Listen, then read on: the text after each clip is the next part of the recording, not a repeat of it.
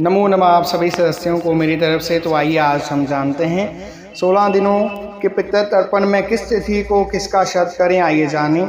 परिणाम हमसे बहुत सारे लोगों ने पूछा है कि किस श्राद्ध कब करना चाहिए, तो हम आपको बता रहे हैं। जो नहीं जानते तिथि अपने गए हुए पितर की, वे इस प्रकार कर सकते हैं अपने पितरों का तर्पण। पितृपक्ष में किस तिथि को किसका श्राद्ध करना चाहिए। अश्विनी मास में कृष्ण पक्ष की प्रतिपदा से लेकर अमावस्या तक पूरे 16 दिनों तक पूर्वजों का तर्पण किया जाता है। ऐसी मान्यता है कि पितृपक्ष में पूर्वज किसी न किसी रूप में परिजनों के आसपास मंडराते रहते हैं। अंत इस तिथि पर उनका श्राद्ध कर्म करना आवश्यक हो जाता है। आइए जानते हैं कौन सी तिथि को किसका श्राद्ध करना चाहिए, क्या महत्व है। आज पूर्णिमा श्राद्ध।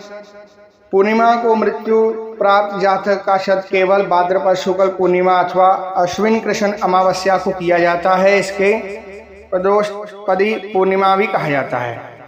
पहला श्राद्ध किसी भी व्यक्ति की मृत्यु प्रतिपदा तिथि शुक्ल पक्ष कृष्ण पक्ष के दिन में होती है, उनका श्राद्ध इसी दिन किया जाता है। प्रतिपदा श्राद्ध पर नाना नानी के परिवार में कोई श्राद्ध करने वाला नहीं है।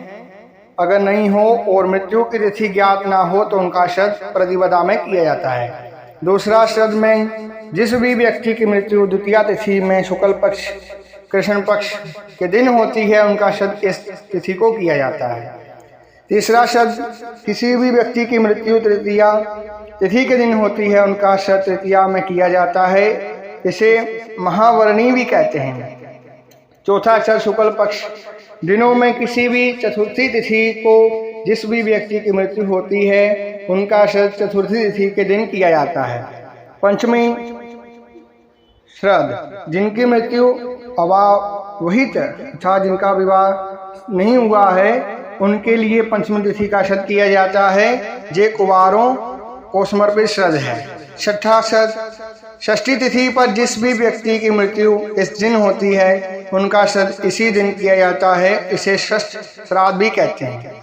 सातवां श्राद्ध शुक्ल या कृष्ण किसी भी पक्ष की सप्तमी तिथि को किसी भी व्यक्ति की मृत्यु होती है, उनका श्राद्ध इस दिन किया जाता है। आठवां श्राद्ध यदि निधन पूर्णिमा तिथि को हुई हो तो उनका श्राद्ध अष्टमी द्वादशी पितृमोक्ष अमावस्या को किया जा सकता है। नवमा श्राद्ध यदि माता की मृत्यु हुई हो तो उनका श्राद्ध मृत्यु तिथि को ना कर नवमी तिथि को करना चाहिए। नवमी के दिन श्राद्ध करने से जातक के सभी कष्ट दूर हो जाते हैं। जिन महिलाओं की मृत्यु की तिथि मालूम ना हो, उनका भी श्राद्ध नवमी को किया जाता है। दसवीं तिथि को जिस भी व्यक्ति की मृत्यु हुई हो, उनका श्राद्ध महालय की दसवीं तिथि के इसी दिन किया जाता है। एकादशी श्राद्ध एकादशी तिथि को संन्यास लेने वाले व्यक्तियों का श्राद्ध करने की परंपरा है। द्वादश तिथि द्वादश श्राद्ध जिनके पिता सन्यासी हो गए हों, उनका श्राद्ध द्वादशी तिथि को किया जाना चाहिए। यही कारण है कि इस तिथि को सन्यासी श्राद्ध के नाम से भी जाना जाता है। त्रयोदशी श्राद्ध श्राद्ध महालय के कृष्ण पक्ष की त्रयोदशी तिथि को बच्चों का श्राद्ध किया जाता है। चतुर्दशी श्राद्ध जिनकी मृत्यु काल हुई हो, जल में डूबने से शस्त्रों के आघात या विषपान करने से हुई हो, उनका चतुर्थी की तिथि में श्राद्ध किया जाना चाहिए।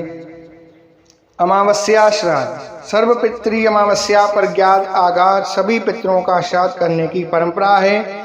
इसे पितृ विसर्जनी अमावस्या महालय समापन आदि नामों से भी जाना जाता है। ठीक है।